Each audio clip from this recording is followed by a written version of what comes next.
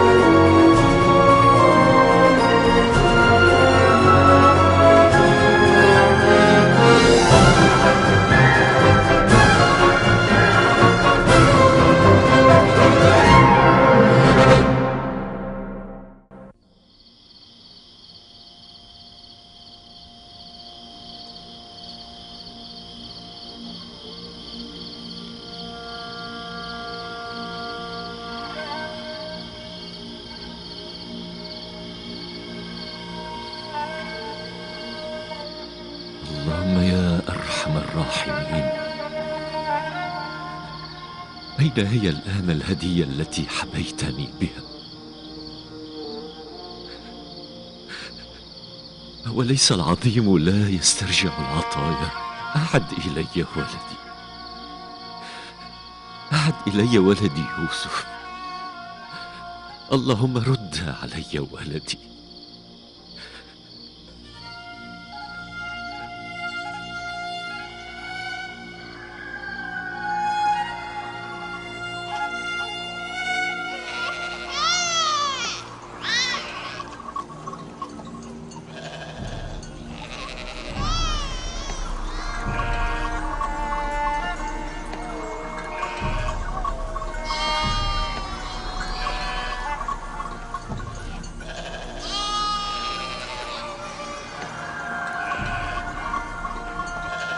فليحرسك الله يا بني حيثما كنت. لا ريب عندي أنك حي ترزق.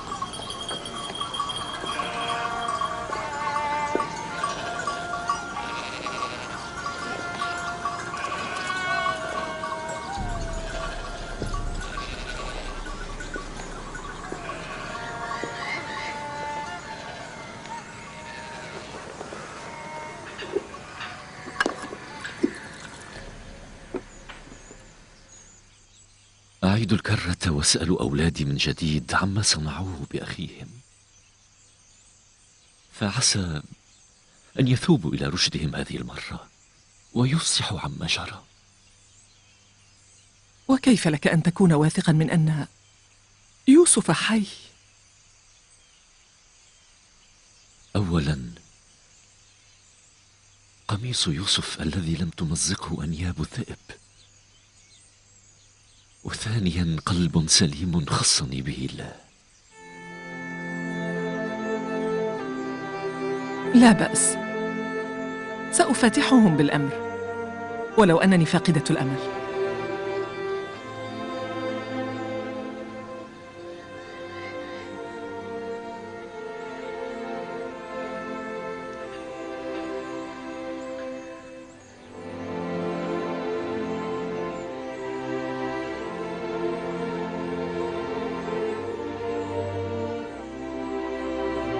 أنا أريد لهم أن يعترفوا بذنبهم فليتوبوا إلى الله، عسى أن يصفح عنهم ويغفر معصيتهم.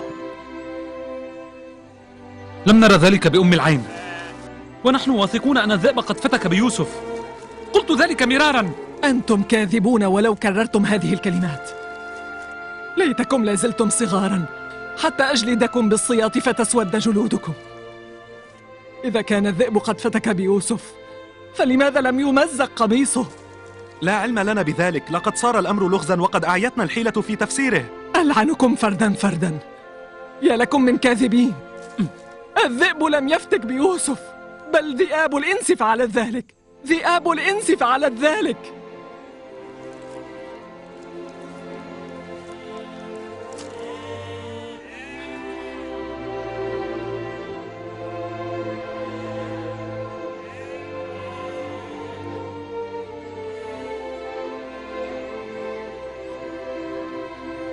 أعلم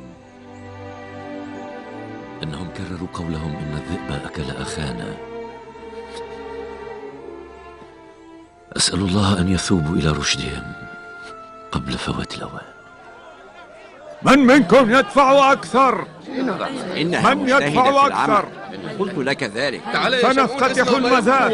هيا. إن لم تدفع ثمنها 100 دبن فلن أعطيك إياها أبدا. هيا ارحل. يا عبد فاقصد. عبد قوي البنية ليعين، وأنا أيضا أبحث عن عبد مناسب. إذا هيا بنا إلى ذلك الجناح. هيا بنا، هيا بنا. هلموا. هذا العبد ثمنه باهظ. 150 دبنا. ويجيدون الزراعة ورعاية الأباعر. لكننا سوف نشتريه. لنبحث عن غيره.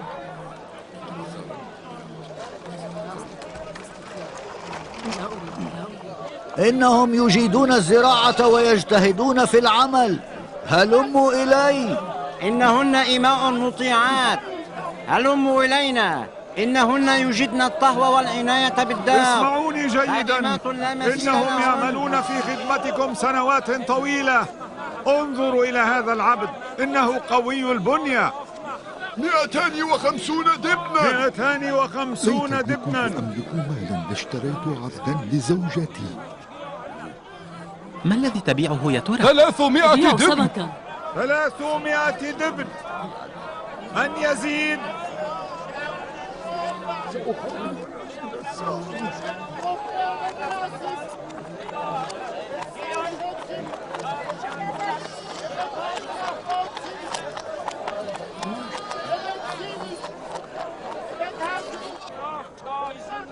مالك،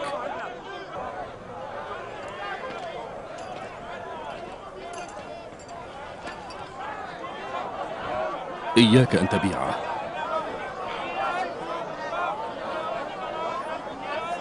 إن قلبي لا يطاوعني على بيعه أيضا. ألم تر بنفسك كيف أنه يطوق لكي يباع؟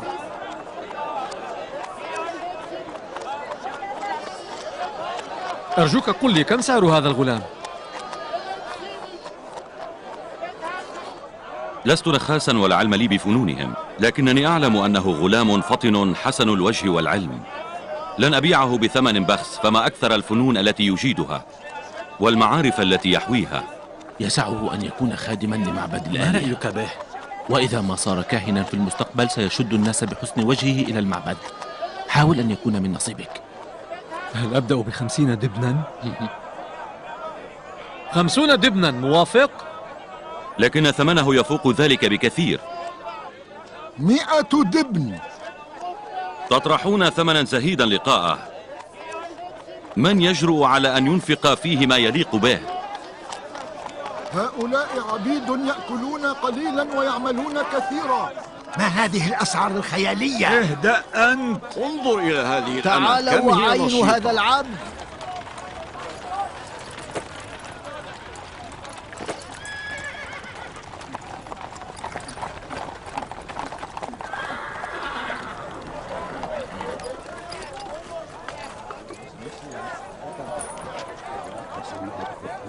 لا بد أن أثني على حسن اختيار الموقر بوتيفار.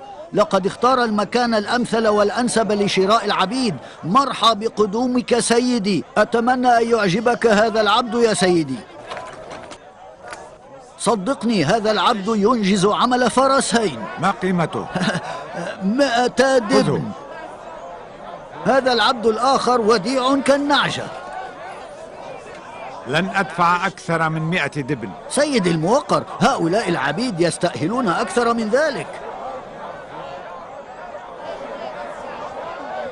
ما رأيك في أن ندخل بالمنافسة؟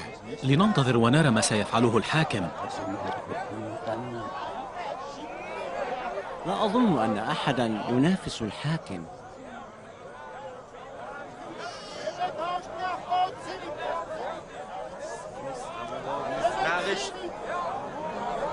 إن هذا الفتى يساوي الكثير.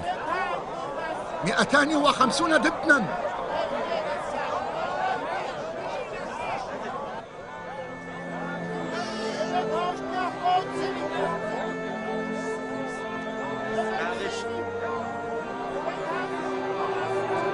لا تحزن يا يوسف، هؤلاء يشترونك اليوم، ولكن ستحول الأحوال عليهم فتشتريهم أنت عن آخرهم.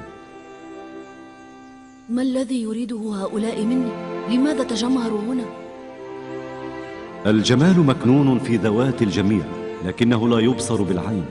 أما أنت فقد فاض حسن جوهرك على وجهك. وهؤلاء المشدوهون إنما وقفوا يعاينون الجمال الذي أودعه الله في قلوبهم. لماذا يطوق هؤلاء لشراء وجه الحسن دون أن يعيروا اهتماما للجمال الذي في داخلهم؟ لابد لهم من عين بصيرة ليروا حسن بواطنهم، لكنما جمال نفسك الذي تجلى في حسن وجهك يرى بعين البصر. وهؤلاء القوم لهم أعين يبصرون بها، لكن بصيرتهم عميت عن رؤية الجمال الحق. كأنما تقول لي إنني وهؤلاء سواسية. لو أنهم كانوا قد فطنوا إلى الحسن الذي في قلوبهم لما رغبوا في شرائي. هؤلاء من حيث لا يعلمون إنما يتوقون للقاء ولي الله وليس يوسف ابن يعقوب. إن شوقهم إليك مثل شوق الملائكة لآدم أبي البشر. هل سمعت يا يوسف؟ 250 دبنا. زد عليه. 250 دبنا. 300. 300 دبن. سأبيعه ب300. 300. 300 دبن. 380 دبنا. ارفع السعر. 400 دبن. إنه جدير بأكثر من ذلك. من الذي ينفق في هذا العبد الثمن الذي يليق به؟ قال 400؟ إنه مبلغ كبير أليس كذلك؟ إنه عبد قوي البنية يستطيع أن يجر المحراث كالثور. خذ هذا هنيئا أيضا. لك بهم. هؤلاء العبيد الثلاثة ثمنهم 600 دبن. إنه مبلغ زهيد. 50 دبنا. يستأهل أكثر. يستحق أن يدفع فيه أكثر من هذا. اسمعوني جيدا. مولاي، هؤلاء من أجود العبيد. ادفع له 300 دبن. يستحق أن يدفع فيهم أكثر من ذلك. لا تفوتوا الفرصة. هل منكم من يشتري هؤلاء العبيد؟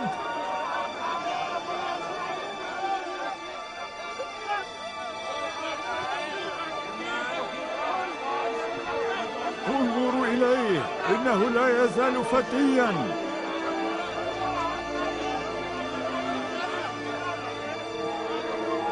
انطلق. تنحوا جانبا، تنحوا جانبا، تفرقوا.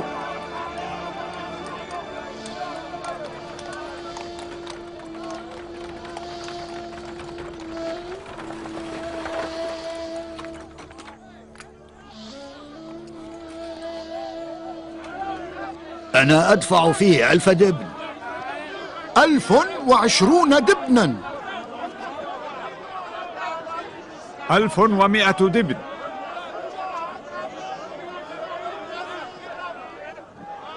لقد دخل بوتيفار ساحة المنافسة. ماذا عسانا نفعل الآن؟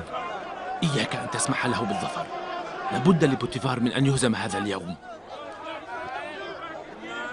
سأدفع 1200 دبن. 1300 دبن. 1300 دبن. أليس فيكم من يدفع أكثر؟ ولو أن الثمن المقترح يفوق قيمة العبد 10 أضعاف، ولكن لا عليك. اسعى سعيك كي تظفر بهذا العبد رغما عن بوتيفار. أدفع 1500 دبن. 1500 دبن. أين الشاري الذي يدفع أكثر؟ هذا أمر معيب. يتكلمون كأنما يبيعون ويشترون سلعة ما. لو أنهم عرفوا هذا الولد حق المعرفة لاسترخصوا فيه جبالا من رمال الذهب القاني.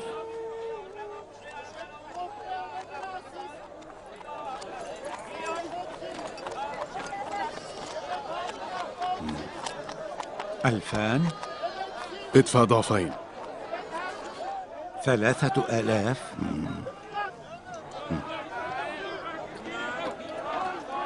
3000. 3000 دبن. الحاكم بوتيفار عزيز مصر وقائد جيوش هذه البلاد عرض 3000 دبن. المحترم بوتيفار عرض علي 3000 دبن. من ذا الذي يجرؤ على منافسة بوتيفار عزيز مصر؟ بورك لك يا سيدي في هذا العبد الجميل. سيدي، إنك قد ظفرت بغلام ذي أدب وكثير العلم. إنه وجه سعد ويمن وخير وبركة. لقد بيع هذا العبد إلى الموقر بوتيفار.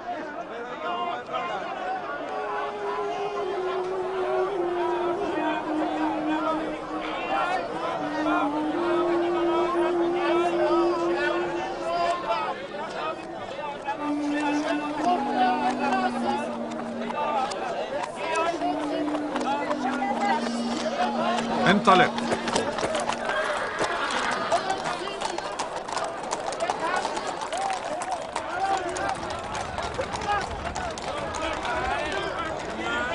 أقبل يا من تريد اقتناء أجود العبيد. إن أجود الإماء والعبيد عندي أنا.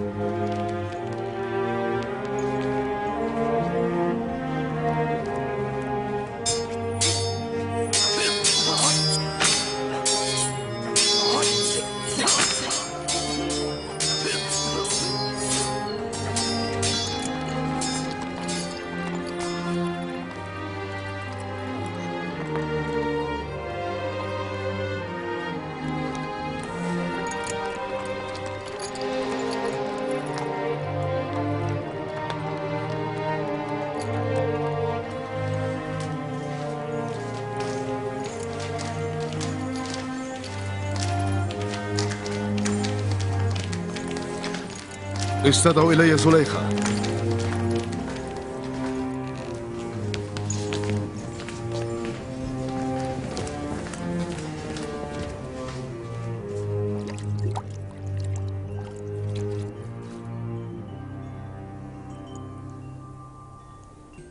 من أين ظفرت بهذه الجوهرة الفريدة يا عالي المقام؟ اشتريتها بثمن يفوق السحاب. أيا كان الثمن الذي أنفقته فيها فهو يسير. حري بذاك الأحمق الذي يزهد بجوهرة كهذه فيبيعها أن يطمر في جوف الثرى ويجاور الموتى. الخلق تبيع الجواري والعبيد لتظفر بالذهب، لكن هذا النخاس الجاهل باع جوهرة بحفنة من تراب. يا له من خاسر. هذا من كرمك، فأنا لست أكثر من عبد. مرحا بورودك إلى قصر بوتيفار يا ولدي العزيز. أشكرك يا عالي المقام. اشتقت إلي وقد وصلت الآن؟ أود أن أعرف العلة التي استدعيتني لأجلها. هل تقبلين مني هذه الهدية؟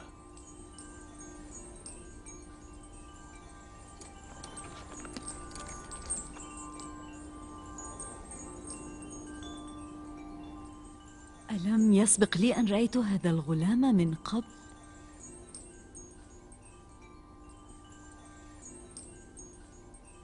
لربما في عالم الرؤيا أو ربما لا أعرف، لكن وجهه ليس غريبا علي.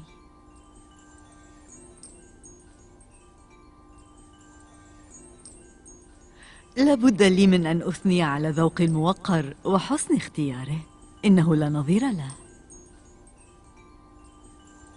ما هو اسمك؟ يوسف.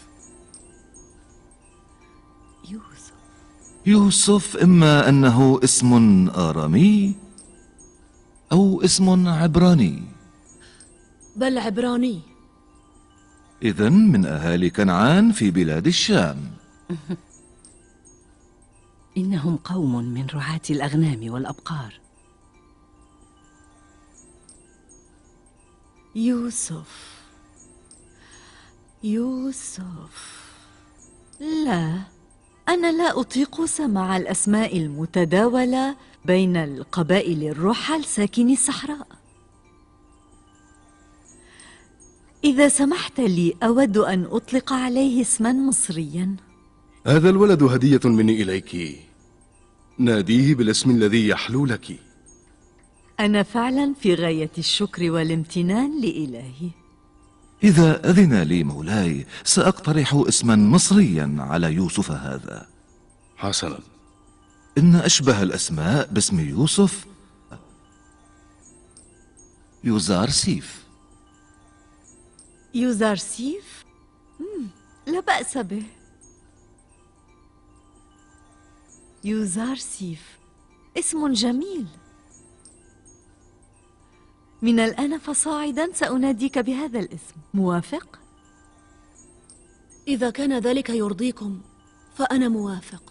أريد منكم أن تكرموا يوزرسيف وأن تحترموه وتوقروه، فعسى أن ينفعنا ذات يوم أو لربما استحسنته زليخة وقررت لاحقا أن تتخذه ولدا ليصير فردا من العائلة. ولم لا سيدي، ومن عساه يكون أجدر من يوزارسيف.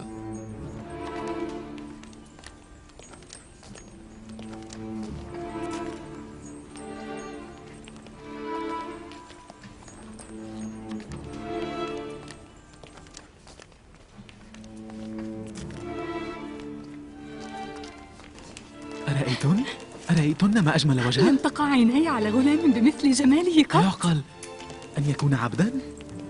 ملامح وجهه لا توحي بالعبودية. هذه هي حجرتك، هل تعجبك؟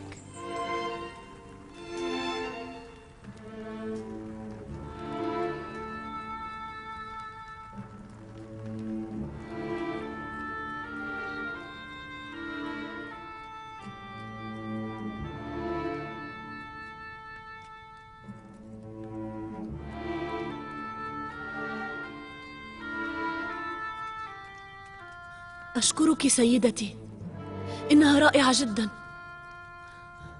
أعدوا ليوزرسيف كل ما يحتاجه من وسائل الراحة.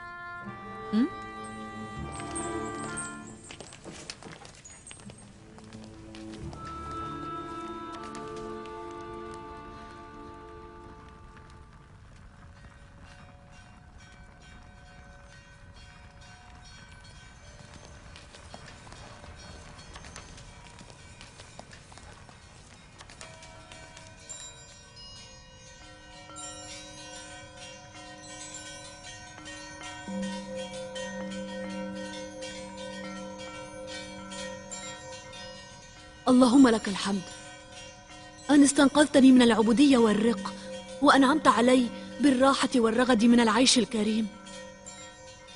يا يوسف، لقد مكن لك الله في الأرض وحباك بمنزلة عظمى، واستنقذك من قعر الجب ورفعك مقاما عليا، واجتباك الله دون سائر خلقه، فعلمك تأويل الأحاديث والرؤى لتكون أعرف منهم بأسراره ورموزه. لقد قذف الله نور العلم في صدرك، فصرت غنيا عن كل معلم.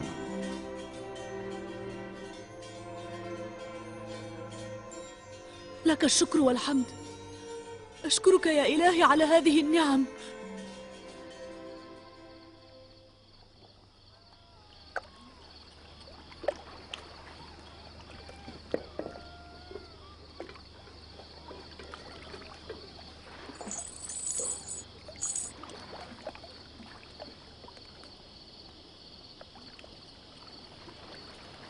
كانت صفقة خاسرة يا مالك. أنت مغبون حتى ولو كنت بعتهم يوسف بأضعاف وزنه من الذهب والفضة والجواهر. كانت خسارة يا مالك، خسارة.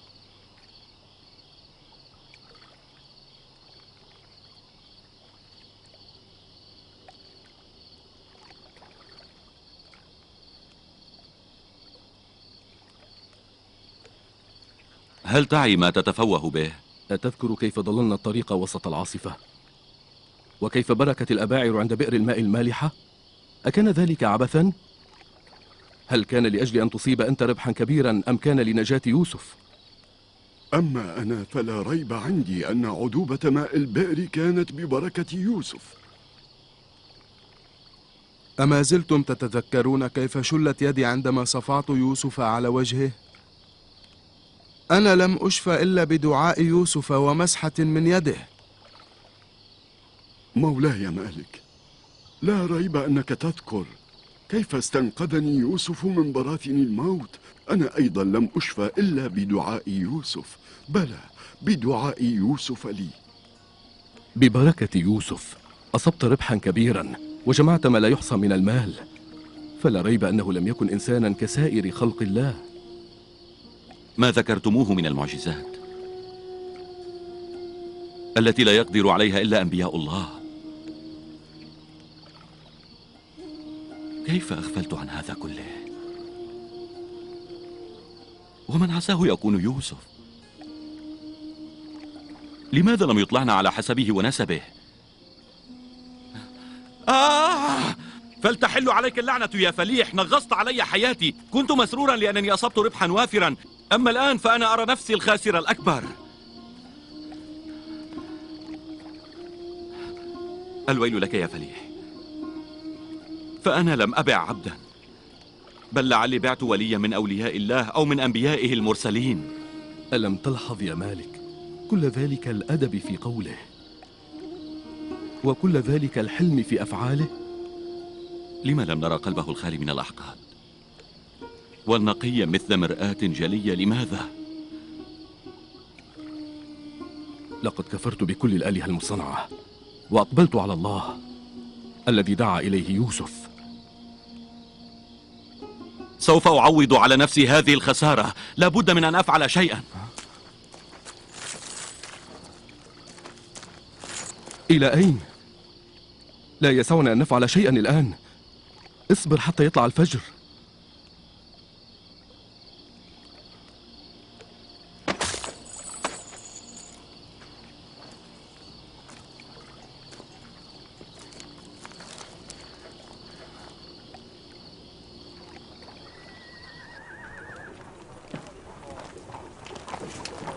تعال فريح. أين هو قصر المحترم بوتيفار؟ هناك في نهاية هذه الطريق. اتبعني.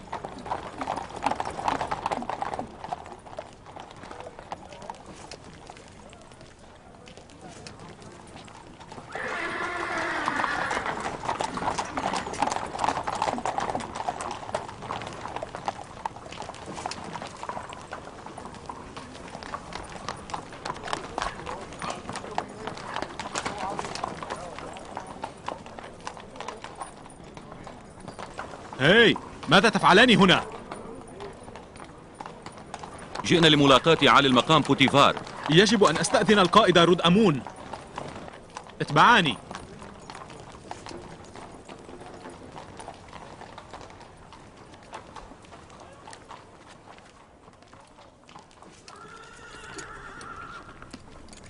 سيد القائد، ثمة رجلان يودان لقاء الحاكم بوتيفار.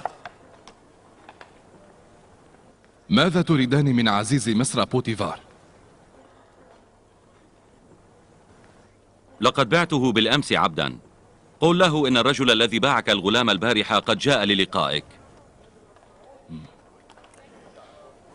سألتك ماذا تريد منه؟ قبضنا منه ثمنا يفوق الثمن الذي يستحقه العبد، وجئنا لنعيد المال.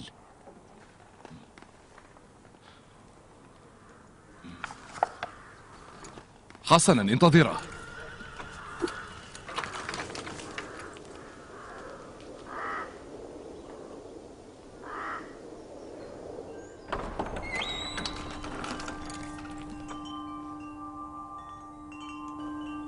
ما الخطب رود أمون؟ التاجر الذي باعكم الغلام البارحة واقف بالباب يطلب لقاءكم.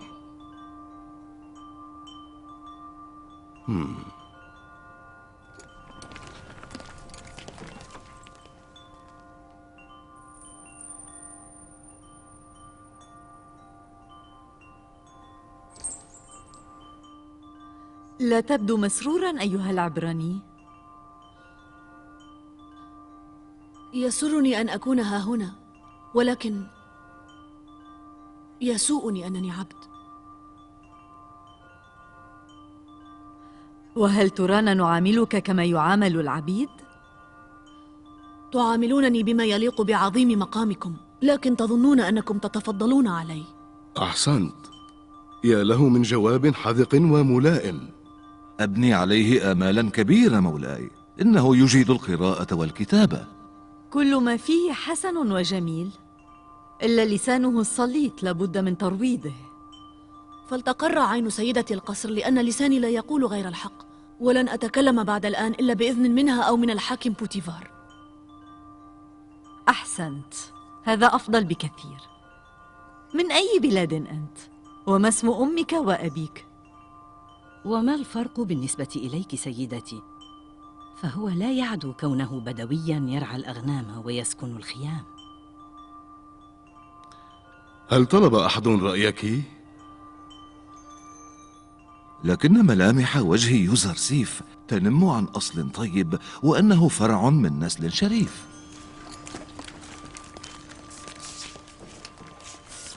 ها هما. ما الأمر أيها التاجر؟ لعلك ندمت أو تراجعت. بلى، لا لا لا لا. قبل أن أشرح لكم سبب مجيئي، أود أن أمضي ولو دقائق معدودات على انفراد مع يوسف. أريد أن أودعه للمرة الأخيرة. أنا أفهمك. فما أصعب أن تفارق شخصا ظريفا كيوزرسيف. أرشدهما إلى القاعة المجاورة ليتودعا.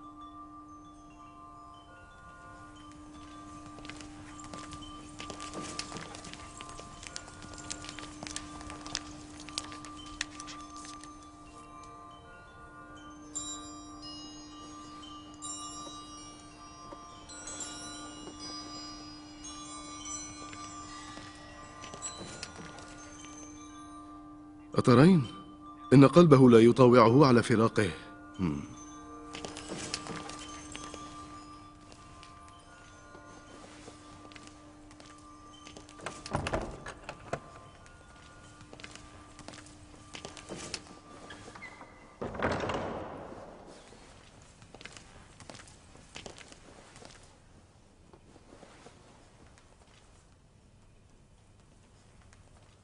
لقد جئت لأسألك عن اسمك وعن بلادك، ولن أغادر المكان حتى تقول لي كل شيء. قلت لك إنني ابن كلا، سمعت هذا من قبل. أقسم عليك بالله الذي لا إله إلا هو أن تقول لي كل شيء ومن تكون. عليك أولا أن تعاهدني أمام الله على ألا تذيع لي سرا مما سأطلعك عليه. أعاهدك على ذلك، وأقسم بإله إبراهيم الخليل. أنا يوسف ابن يعقوب ابن إسحاق ابن إبراهيم الخليل. الويل، الويل لي. أنا وأنت أبناء عم. أنت من ذرية النبي إسحاق، وأنا من ذرية إسماعيل ذبيح الله. لا ترحمني يا الله. أي جريمة اقترفتها؟ لما بعتك يوسف؟ لطالما عرفت أننا أبناء عمومة، وأنا لست مستاء أبدا مما جرى علي. كان قدري أن آتي إلى مصر وأباع فيها. ما جرى كله تدبير من الله تعالى ويمهد لحادثة كبرى. ظهرت على يديك آيات، وكان علي حينها أن أفطن إلى أنك لست كسائر خلق الله، بل أنت نبي. الويل لي من بائع نبي في سوق النخاسة. سأحمل هذا العار دائما. اهدأ الآن، هيا انهض. قلت لك إن الذي جرى كان مقدرا، وجب علي أن آتي إلى مصر لكي أؤدي رسالتي فيها، وأنت كنت واسطة خير. أشكرك على ذلك جزيل الشكر. سوف أتدارك هذه الخطيئة. خذ، هذا هو صق العبودية الذي وقع عليه أولئك الفتية. لا تره لأحد أبدا. أريدك أن تنتظرني هنا. لا أود أن تسمع ما سيدور بيننا من نقاش.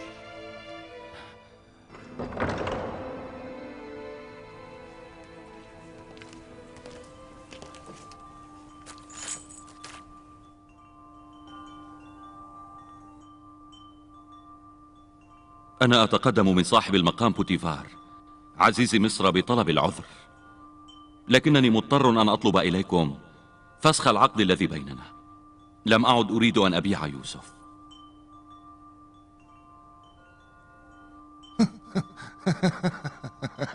أحسنت، أحسنت. قبل ساعة كنت أنعتك بالأحمق الذي فرط بجوهرة مثل يوزرسيف، لكنني الآن أرى أنك عدت إلى رشدك وعدت لتدرك مبلغ قيمة الجوهرة.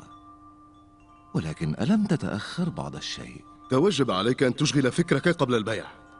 لقد فات الأوان. يا صاحب المقام، لن أتوانى عن أن أبذل كل ثروتي وما أملك لقاء استرداد يوسف. أرجوك لنفسخ العقد الذي بيننا. ألم تسمع ما قاله الحاكم بأنه لن يعيد إليك يوزرسيف مهما بلغت في الالتماس واجتهدت في الطلب؟ وأنا بدوري قلت لكم إنني نادم على بيعه. نحن لن نبيعكم يوسف، ولن نغادر هذا البلاط من دونه. اسمعاني، إذا كررتما هذه الوقاحة فلن أتوانى أبدا عن سجنكما. اخرجا من هنا. أنا لن أغادر القصر إلا ويوسف برفقتي. يا عالي المقام، اسمح لنا أن نسترجع يوسف. ردمون، أودع الرجلين السجن. اللهم اشهد أنني وإن اشتريت يوسف لأبيعه فقد ندمت على ذلك. أرجعوه، ردوه إلي. لن أبيعه لكم. ردوا يوسف إلي. لن نريده معنا. لكم. أريد يوسف. أرجعوه إلينا. أخرجوه ما من هنا. يوسف إلى السجن. هيا. لن أبيع يوسف، تحضر بنفسك جيدا. هيا يوسف، لن أبيعك أبدا.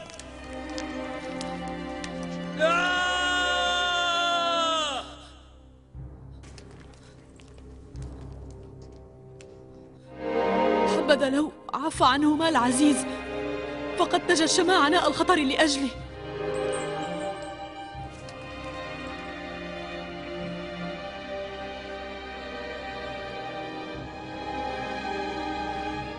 لقد استحقا أن يعاقبا بقسوة. أكرر طلبي. سوف أصفح عنهما لأجل يوزرسيف، فليطلق سراحهما ولا حاجة لحبسهما.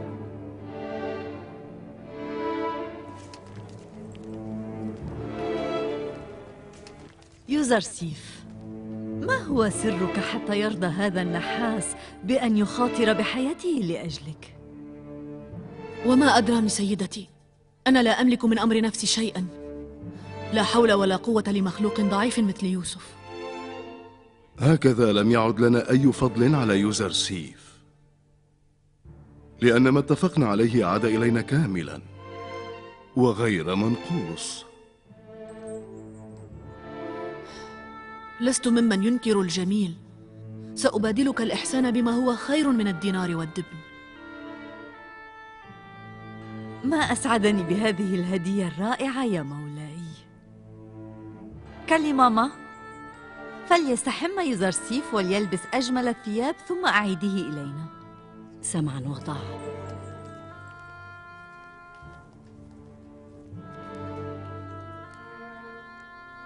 هل تنبهت إلى أنه وبخلاف جميع الآخرين لا ينحني إجلالا أمامي؟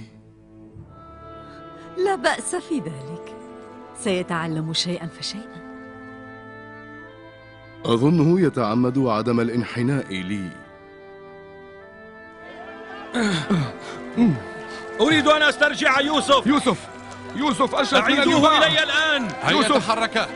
لا أريد أن أبيعه. نريد يوسف. لا أريد أن أبيعه. نريد أن نسترجع يوسف. أعيدوه إلي الآن. ارجعوه إلينا يوسف الصغير. لا أريد أن أبيع يوسف. أرجعوه إلينا الآن. أعيدوه إلي على الفور. لم نعد نريد أن نبيعه. لا أريد أن أبيعه. يوسف. لا أريد أن أبيعه. يوسف. أريد يوسف. أعيدوا إلينا يوسف. لا أريد أن أبيع يوسف. نريد أن نفسخ عقد بيع العبد. يوسف. أعيدوا إلينا يوسف. كان الحظ خليفتكما. لولا وجود يوزرسيف لكنتما الآن في السجن. لا أريد رؤيتكما في الجوار. اذهبا. أنا لن أتوقف عن ذلك حتى أسترجع يوسف. سترون. حافظ على حياتك وارحل، ولا ترمي نفسك في التهلكة.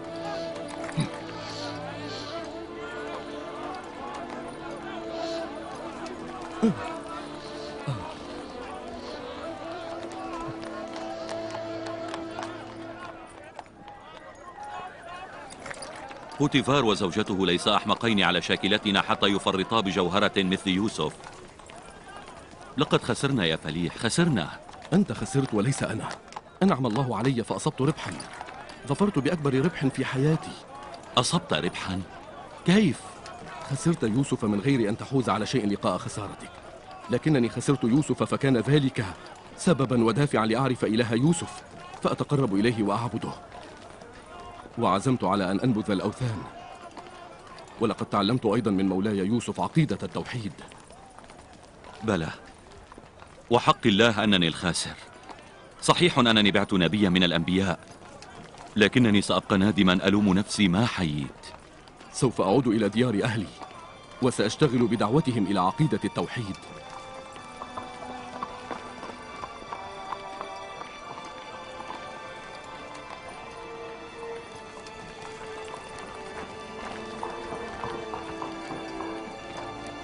أما أنا فلن أغادر المدينة ما دام يوسف فيها. لنعد الآن إلى الخان.